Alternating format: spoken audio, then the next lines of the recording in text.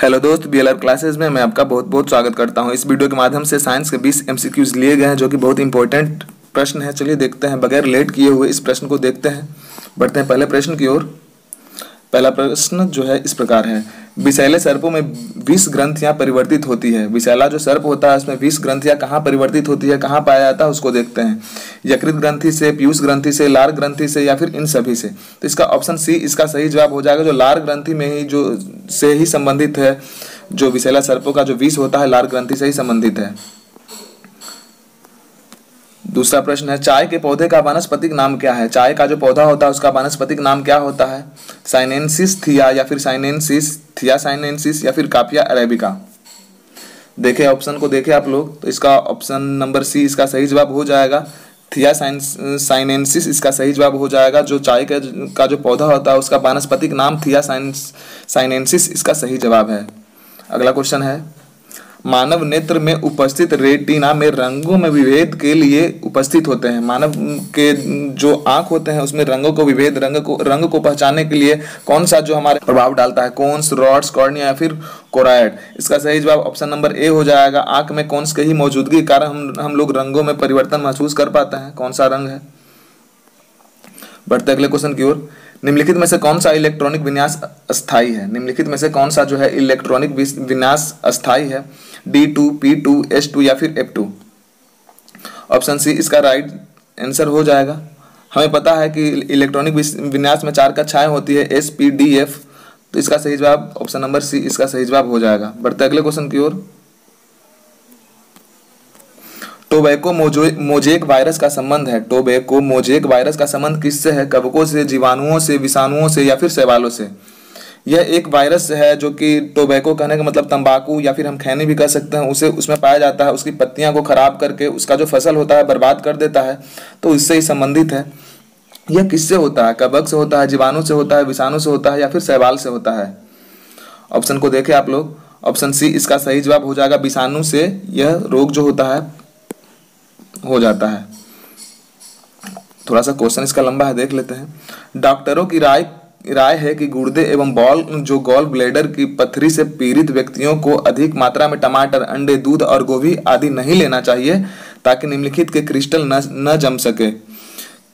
Doctor क्या सलाह देते हैं कि जिनके गॉल ब्लैडर में पथरी हो या फिर गुर्दे में पथरी हो तो उन्हें किस चीज का सेवन नहीं करना चाहिए। तो ऑप्शंस को देख लेते हैं। कैल्शियम फास्फेट का, कैल्शियम ऑक्सलेट का, कैल्शियम क्लोराइड का, कैल्शियम सल्फेट का। सामान्य सा क्वेश्चन है, आना ही चाहिए आप लोगों को। तो कैल्शियम ऑक्सलेट इसका सही जवाब हो जाएगा। ऑप्शन बी इसका सही जवाब हो जाएगा। कैल्शियम ऑक्सलेट का ही जो स्टोन होता है जम जाता है, इसलिए इन सबों में कैल्शियम ऑक्सलेट का मात्रा जो होता है थोड़ा ज्यादा ही पाया जाता है, इसलिए इसे अवॉइड करना चाहिए। बढ़ते अगले क्वेश्चन की ओर, 7वें नंबर क्वेश्चन की ओर बढ़ते हैं। निम्नलिखित में से किसके द्वारा अधिक ज्वालक पैदा होता है। निम्नलिखित में से किसके द्वारा अधिक ज्वालक पैदा होता है। उबलता हुआ पानी के द्वारा, भाप के द्वारा, गर्म हवा या फिर सूर्य की किरणें। तो ऑप्शन बी इसका सही जवाब हो जाएगा। ऑप्शन बी इसका सही जवाब हो जाएगा, क्योंकि भाप में जो होता है गुप्त उष्मा पाया जाता है, दिखता नहीं है, पर इसमें जो उष्मा होता है बहुत ही अधिक होता है, सबों से ज्यादा होता है। तो ऑप्शन बी इसका सही जवाब हो जाएगा।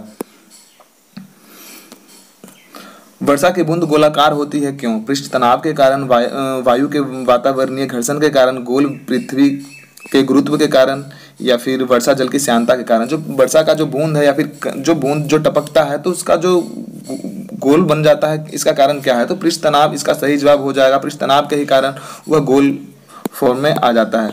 अगला क्वेश्चन है, द्रव तथा गैसों में ऊष्मा का स्थानांतरण निम्नलिखित में से किस विधि द्वारा होता है। द्रवों तथा गैसों में ऊष्मा का जो स्थानांतरण होता है, परिवर्तन होता है,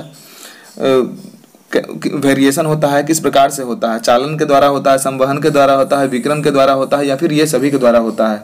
ऑप्शन को देखें आप लोग और आंसर को भी टिक करें और कमेंट बॉक्स में जरूर बताएं कि आप 20 में से कितना क्वेश्चन का सही जवाब दे पा रहे हैं। 20 में से अगर जो 15 का सही जवाब दे पा रहे हैं तो आपका जीके बहुत ही अच्छा माना जाएगा, जीएस बहुत ही अच्छा माना जाएगा।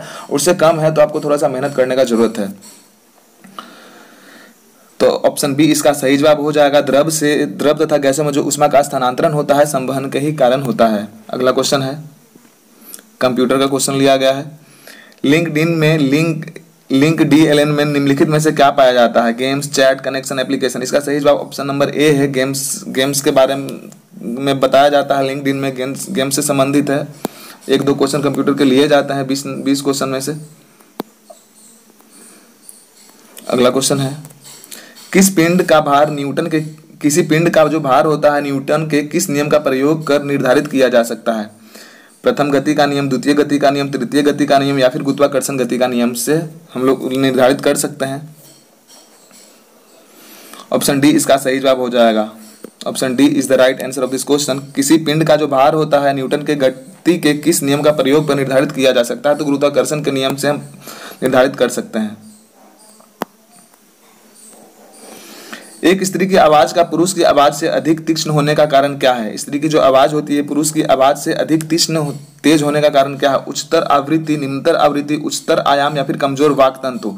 इसका सही जवाब ऑप्शन नंबर ए हो जाएगा, उच्चतर आवृत्ति, जिसको हम हाई फ्रीक्वेंसी भी कह सकते हैं। ऑप्शन ए इसका सही जवाब हो जाएगा। इसलिए जो औरत का जो आवाज है बहुत तेज होता है। प्रोड्यूसर गैस इनका मिश्रण है। प्रोड्यूसर गैस किसका मिश्रण है? CO plus N2, CO2 plus H2, COH2, N2, CO2 plus NH2। तो ऑप्शन ए इसका सही जवाब हो जाएगा। कार्बन मोनोऑक्साइड और नाइट्रोजन का मिश्रण होता है प्रोड्यूसर गैस।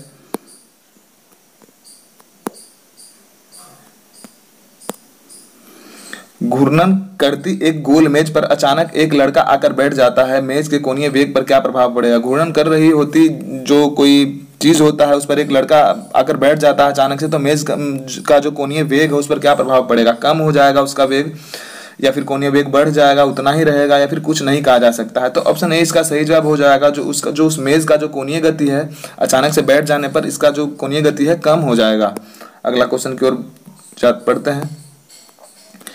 निम्नलिखित में से कौन सी राशि सदिश नहीं है? निम्नलिखित में से कौन सी राशि सदिश नहीं है? न्यूटन जो होता है, न्यूटन, वेग, बल या फिर आयतन। सदिश बोले तो सदिश नहीं होना चाहिए। सदिश का मतलब क्या होता है? जिसके पास मैग्नीट्यूड और डायरेक्शन दोनों हो उसे हम सदिश कह सकते हैं। तो इसमें से कौन सा सदिश नहीं है? तो ऊपर के जो तीनों है, न्यूटन, वेग और जो बल है, दोनों सब तीनों सदिश राशि है, पर जो आयतन है ये सदिश नहीं है। तो ऑप्शन डी ही इसका सही जवाब हो जाएगा। अगले क्वेश्चन की ओर बढ़ते हैं। भस्मों का स्वाद जो होता है कैसा होता है? भस्म का जो स्वाद होता है कैसा होता है? खारा, खट्टा, मीठा या फिर स्वादहीन? भस्मों का स्वाद कैसा होता है बताएं आप लोग। तो ऑप्शन ए इसका सही जवाब हो जाएगा। भस्मों का जो स्वाद होता है बिल्कुल ही खारा होता है। प्राकृतिक रबर का बहुलक है। प्राकृतिक रबर जो है किसका बहुलक है? एथिलीन का, आइसोप्रीन का, एसिटिलीन का या फिर हेक्सेन का? ऑप्शन बी इसका सही जवाब हो जाएगा। जो प्राकृतिक रबर है आइसोप्रीन का बहुलक है। बढ़ते हैं अगले नंबर क्वेश्चन की ओर। 1 नैनो सेकंड में होते हैं। 1 नैनो सेकंड में कितना सेकंड होता है? 10⁻⁻6 सेकंड, 10⁻12 सेकंड, 10⁻³ या फिर 10⁻⁹ सेकंड? ऑप्शंस को देखें आप लोग। तो ऑप्शन डी इसका सही जवाब हो जाएगा। जो 10⁻⁹ सेकंड होता है 1 नैनो सेकंड का मतलब। अगला 19वें नंबर का क्वेश्चन है, सेकंड लास्ट क्वेश्चन है आज का। गोबर गैस में मुख्यतः होता है, गोबर गैस में मुख्यतः क्या पाया जाता है? मीथेन पाया जाता है, इथिलीन पाया जाता है, एसिटिलीन पाया जाता है या फिर कार्बन मोनोऑक्साइड पाया जाता है? तो ऑप्शन ए इसका सही जवाब हो जाएगा। मीथेन पाया जाता है। गोबर गैस में जो मुख्यतः होता है मुख्य रूप से मीथेन ही पाया जाता है। अगला क्वेश्चन है, यदि किसी क्रिया में कोई उत्पाद उत्प्रेरक का कार्य करता है तो उसे क्या कहते हैं? यदि किसी क्रिया में कोई उत्पाद उत्प्रेरक का काम करता है, कैटालिस्ट का काम करता है, तो उसे क्या कहते हैं? समांग उत्प्रेरक, विसमांग उत्प्रेरक, स्व उत्प्रेरक या फिर प्रेरित उत्प्रेरक? जवाब दें आप लोग। कुछ समय दिया जाता है ऑप्शंस को देखने को और आंसर को टिक करने के लिए। तो ऑप्शन सी इसका सही जवाब हो जाएगा। स्व उत्प्रेरक के नाम से जानते हैं। आज के लिए सिर्फ इतना ही क्वेश्चन था। लाइक और सब्सक्राइब करते रहे, अपने दोस्तों के साथ में शेयर भी करें और बने रहे BLR क्लासेस में। धन्यवाद। जय हिंद।